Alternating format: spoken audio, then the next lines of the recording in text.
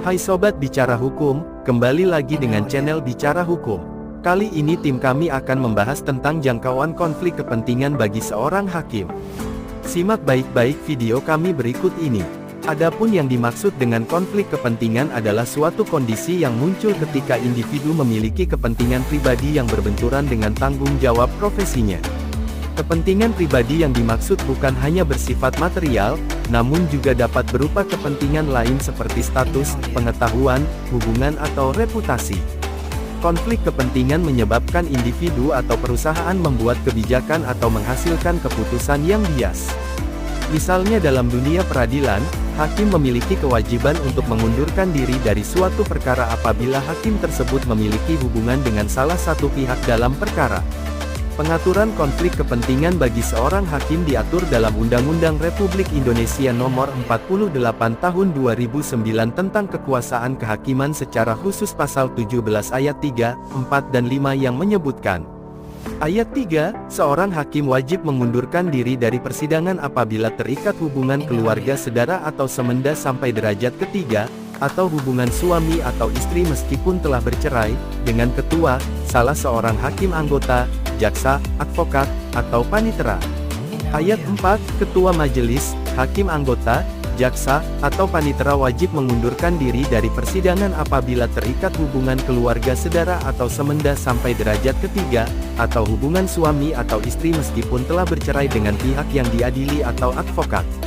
Ayat 5, seorang hakim atau panitera wajib mengundurkan diri dari persidangan apabila ia mempunyai kepentingan langsung atau tidak langsung dengan perkara yang sedang diperiksa, baik atas kehendaknya sendiri maupun atas permintaan pihak yang berperkara.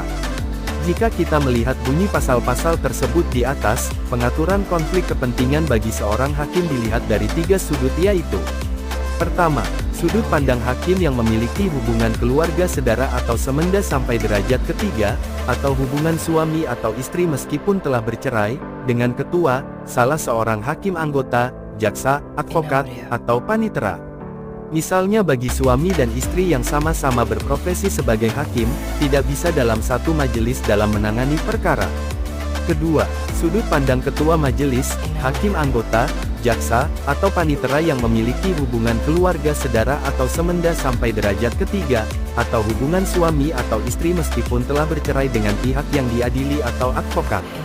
Misalnya suami yang berprofesi sebagai hakim, tidak bisa menangani suatu perkara yang penasihat hukumnya adalah istrinya.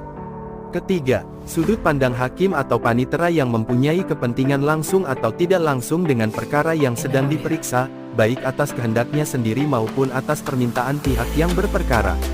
Untuk yang ini jangkauannya lebih luas, berbeda dengan sudut pandang sebelumnya, tidak melihat adanya hubungan keluarga baik karena hubungan darah maupun perkawinan dari hakim terhadap orang lain, namun dilihat dari adanya kepentingan baik langsung maupun tidak langsung dengan perkara yang sedang diperiksa. Misalnya ada tanah yang mau dibeli oleh seorang hakim, namun jual beli tersebut tidak jadi dilakukan oleh karena ada keberatan dari pihak lain.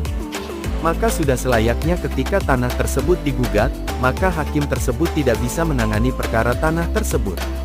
Karena ada kemungkinan bagi hakim tersebut membeli tanah tersebut, dengan kata lain memiliki kepentingan walaupun sifatnya tidak langsung. Demikian Sobat Bicara Hukum, pembahasan dari kami kali ini. Jika Sobat Bicara Hukum memiliki pendapat lain terkait konten ini, silahkan tulis pada kolom komentar, agar kita bisa saling menambah pengetahuan hukum kita. Jangan lupa share, like dan subscribe ya, agar tim kami semakin semangat dalam membuat konten berikutnya. Terima kasih dan sampai jumpa pada video kami berikutnya.